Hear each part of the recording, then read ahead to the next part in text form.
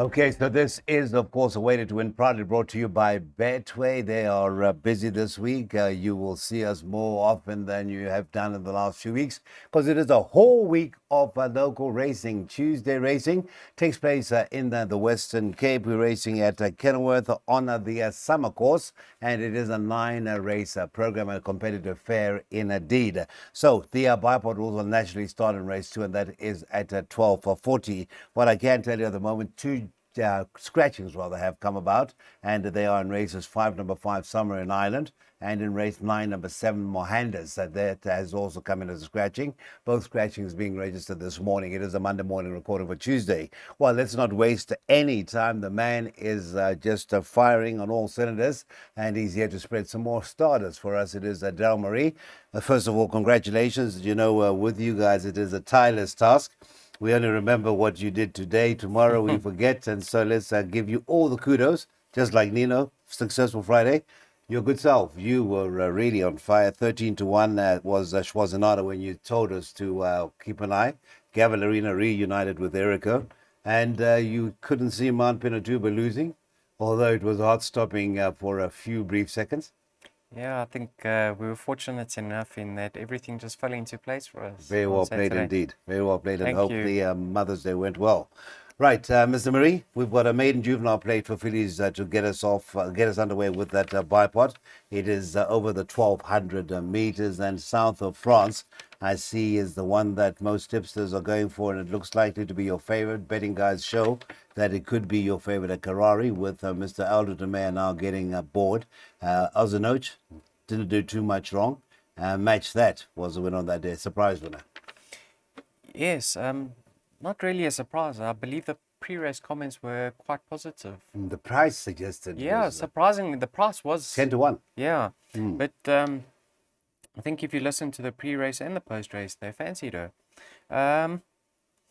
Maybe the jockeying booking put people off. Says, South of France and My Dear Friend debuted in the same race. Both of them were doing eye-catching work late. One would say that South of France is the stable elect, or Aldo de Meyer's elect. However, My Dear Friend also caught the eye and was doing her best work late. She's well related. She's actually a sister to The Boomsire. Eric the Red. Wow, he's doing well. And then you got Lowveld Lily, promising debut. Sorry, that form line, we saw a filly bolt up from there. She's My World from that match, that form line. And then I've also included number 1, Richard Free for Justin Snaith, Lowveld filly, Lily, sorry. Lovely enough debut, could have learnt a lot from there, and has got tons of scope for improvement. So 1, 2, and 6, I'm fairly convinced we'll get through this leg. 1, 2, and 6. That is Mrs. Furia, Veal, and Demare to find out that finish. And as mentioned at the top of the preview, the 6 looks likely to go off as favorite at the moment. Looks to be the one that they will price up as favorites. So the program starts with 3 juvenile plates, all maiden juvenile plates, and the third and final of those maiden juvenile plates also sees the start of the place accumulator at Hollywood Bets at Kenilworth. That is on a Tuesday. 13:15 is the off time to the Equifeeds maiden juvenile plate. 1,400 meters is the trip, and right now no changes have come forth in race number 3. Well, an interesting race, a lot of good for you form line, and good for you if you'd like a bit of that form line. I did run second, I think, on seasonal debut in the KZN region and the Godolphin Bob, and just touched off by our own Elegantrix from the Corner Speed Stable. Yes, so that form's looking strong. Also in that race was Rudolph Hurst, who finished a couple of lengths behind Diamond Days, and he came out to impress in his next start. You can see number 2, Diamond Days, is showing steady improvements in each and every outing, and looks to get it right sooner rather than later. Number 3, I think, is his biggest danger, Sierra Sagrada. Another horse that progressed nicely from run 1 to run 2. Last time I just found 1 too good for him, and that was in open company. Now he's back against 2-year-olds in a juvenile plate.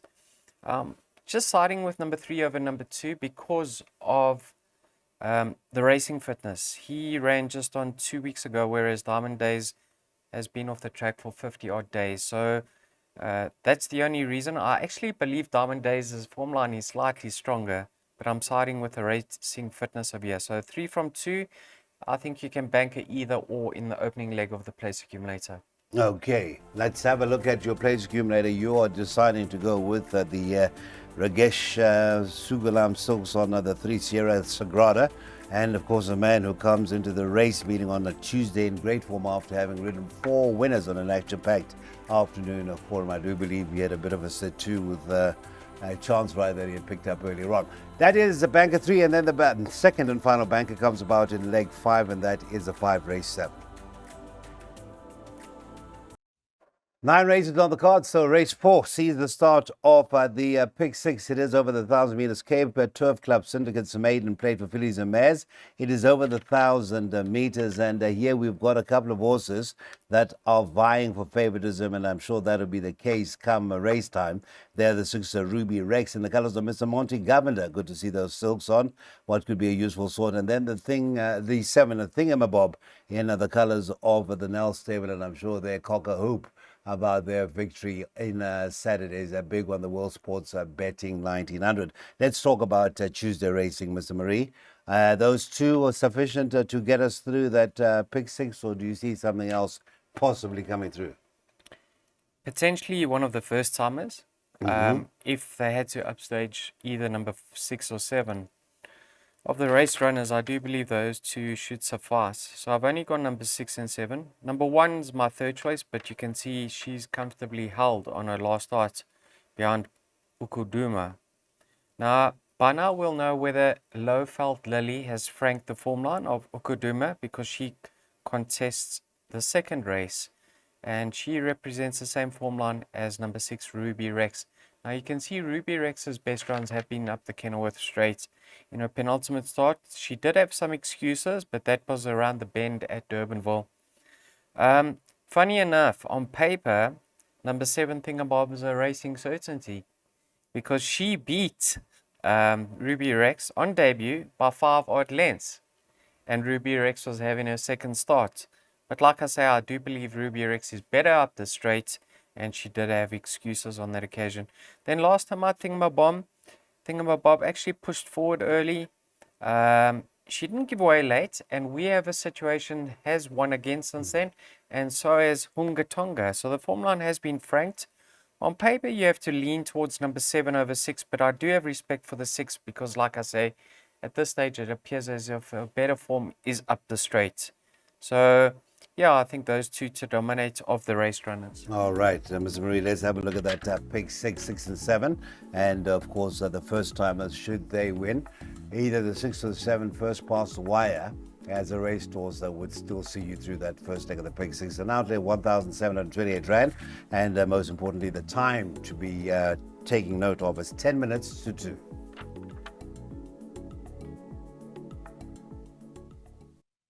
Well, if you're just joining us for this preview for Tuesday racing at Hollywood Bets and Kenilworth, you're most welcome. At the top of the show, we did suggest that 2 scratchings have come through, and they have come through this morning. The first of those is the 5 Summer in Ireland. That is now a non. Leaves us a field of 10 for that first leg of the first jackpot.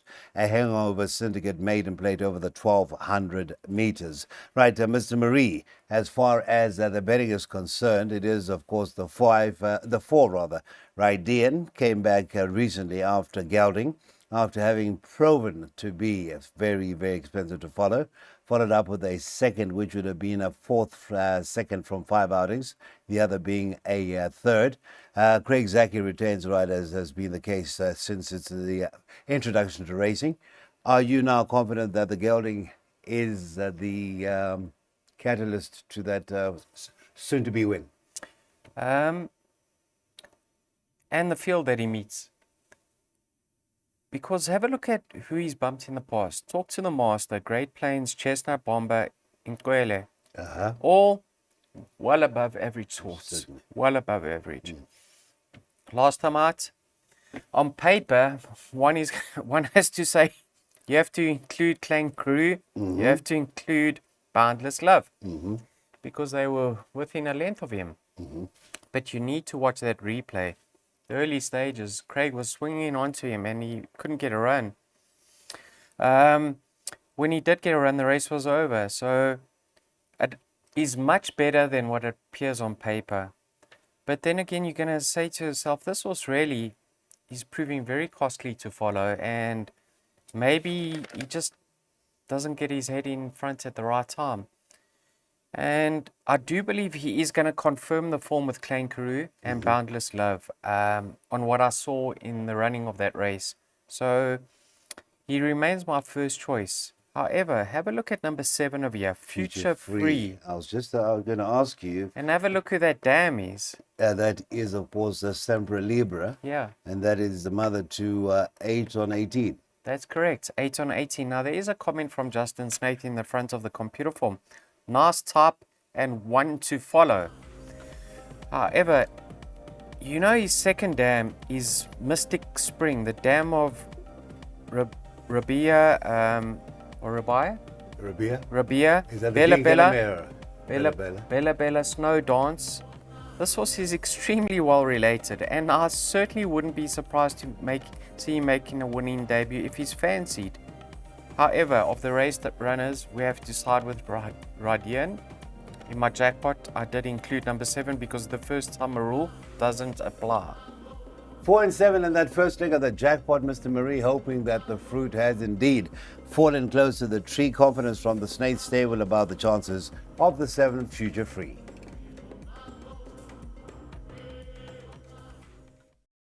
We now get into race number 6. This is a open maiden over the 1200 meters, and it's a field of 10 assembled for this very, very interesting 1200 meter event.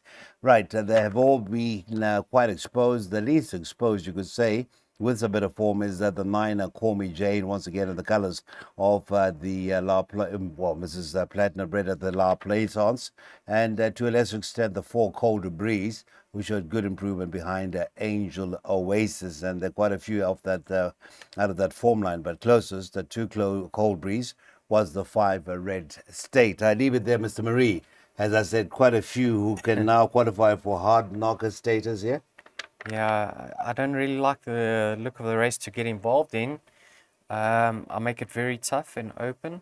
Now, the current favorite, Call Me Jane, yeah, she's been moderate today, so I think she's a little bit skinny in the market. Stats have proven to show that these top weights actually perform extremely well in these open maidens. However, although I give her a winning chance and I've included her, I prefer others. Leaning towards number 3 over here, Vivo Perlay. Now, have a look at her form. In my opinion, the 2 runs up the Kenilworth Straight that she contested over have been her best to date. Although she only finished 6th and 4th in those races, I think they were of her better runs. So, Grant van Niekerk on a very fit horse. I'm sure he's going to allow her to bowl up front. And if she's good enough, she'll hold on. She does have the beating of number 4, Cold Breeze. However, she did improve last time out with I think it's the earmuffs. She's held on that Dream Searcher run, but I think the earmuffs assisted her, and she improved with them. And she's going to strip fitter. If you like her chances, number 5, Red State, comes into the play because there's nothing separating numbers 4 and 5. And we know that Ricky Mangard's stable's flying at the moment. Then you got Rosa, what's it? Osseria. That is number 2. Yeah. The Ricks, Crawford and Ricks Yard had a winner recently, and now the floodgates could potentially open. Blinkers go back on. Let's see how she goes. Included her, and I've also included number 7, See the Sign. I only took my top 3 choices in a double, numbers 3, 4, and 5. However, in my perms, I did add a few others. Okay, so you've brassed to the 9 Call Me Jane. 3, 4, and 5 will be the first leg of that double, followed by a bank of 5 in a race number 7, where we head to next. Race 6 is off at 3 o'clock. All right, so we get on to our race number 7, and we're just having a bit of fun here with the problems that our editors have to have in expressing how much the race that Empire State last ran in, and that, of course, was that 5 million rand a race, and it actually says 5,000K. I didn't see. That's why I wear glasses. But the man on my left, also right, wears glasses, and he picked it out. It is Empire State. One of two in the colours of the Westwood Bloodstock Limited nominee, Mrs. F. Carmichael, who tops the boards coming out of that race. That is at 18-10. Number 6, Elusive Winter, also in the same stocks, is at 2-1. It is 7-2 and better bar those. It is a field of 7. Interesting. And of course, we did see the Banker 5 in the double that you suggested from the preceding race. Tell us more, Daryl. Yeah, let's say that Elusive Winter has found good form and he's lightning quick. He's going to be there to be shot at, and I think over 1100, he just comes up for air within that last furlong. But there's no doubt he's going to, if he breaks well, he's going to be the horse to beat because he's going to be on his bicycle. If you like his chances, Nordic Chief has to be considered. But a lot of these horses are in their place. Well, not in their place, but they're off their right competitive mark. However, I think number 5, Empire State, is a lovely, lovely individual. I think he's way better than a 96. Last time out in that big cap, that was the race where one stripe was unfortunately done. I think he ran above his rating. And he's back up the straights. He's now been gelded. The pace is going to be on. He's going to be hopefully just sitting off the pace and watching it all unfold ahead of him and quicken up best of all. I just don't know how fit he is because he has been off the track for close to 2 months. However, if he's come on and he's better for the gelding, we can confidently say that he should be the one to beat off his current rating. We saw La Pulga win from there. We saw a horse called Great Plains come out and run third in the Drill Hall. Yes. Very unfortunate. Yes. So there were lovely horses in there. Yeah, so I made it a case of either Empire State or Field of Year, and I've opted to have a win bet on number 5, Empire State. Well, there it is, confirmed on screen. Race 7, number 5, Empire State, from a man whose next tipping website must be called Shoot From The Hip, Daryl. That is Empire State. All right, so we're heading to our penultimate event of the afternoon, which means it is the last chance to get involved in a double. It is a 1,500-meter Hobday Equestrian Enterprises class for fillies and mares, and a field of 9, and that betting will be headed by an potentially exciting sort in the colours of the Gel family, Mr. and Mrs. Stephen Gel. That is Clainsy, who is currently priced up on our sponsor's website, that is Betway, at 5-2 or thereabouts. The 3, La Divina, is at 9-2, 11-2 rather. I think the 9-2, I beg your pardon, and then the 2, On His Son, interesting one, also bracketed in that 9-2, along with the 4 Lady Lookalike. Mr. Marie, an interesting race. Clainsy, do you hold out a big future for Clainsy? Yeah, I just had a look where Clainsy is. It's north, on the way north near Namibia. Okay. On the west coast. Okay. Yeah, that's why the dams. Oh, Diamond Coast. Diamond Coast. Yeah. Okay. Yeah, I mean, sure. She's going along things nicely now. The pennies drop for her, and she's showing a nice turn of foot. I mean, last time out she had a horrible draw to contend with, and when she sliced through the field, she did it with ease. Yeah, I can see her winning again. But I can see several winning of here. Lady Lookalike, I thought that was her race for the taking last time out, and she picked up quite a hefty penalty for that, £5. Not saying she can't win, but I think she needs to up her game. Oni San, gonna strip fitter, gonna have a lot in her favor, and she's due to crack it now. I mean, it has been 700 odd days, but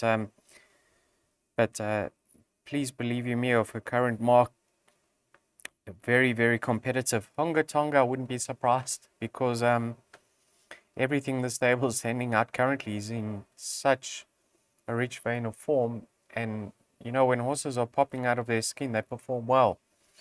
However, I looked at the betting, And the way it's structured, I think we have to have a nibble on number 5 over here, Hampstead Heath, for a place at least. I saw her at the bottom of the wards at 20-1 and 7-2 a place. I'm going to be taking some of the 7-2. Now on paper, she's well held by Clancy. However, I think this filly's much better on a firmest track. Have a look at her penultimate effort when she ran fourth to Let It Be Said. I mean, Let It Be Said came out and ran second to Garrick's.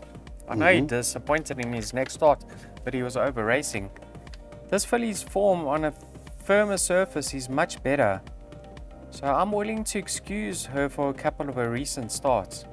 And I think if she returns to a better form of year, despite the 61.5 to shoulder, I'm hoping she can run into the money and we can get some of that 7-2 a fixed place. So place bet suggested of year. If you're brave, have a few wins. Number 5, Hampstead Heath. Well, if Hampstead Heath does come in, what we will be calling Daryl next time we see him is Yo Leka Ding. That is a race at number 8, last leg of the first jackpot and the first leg of the last double.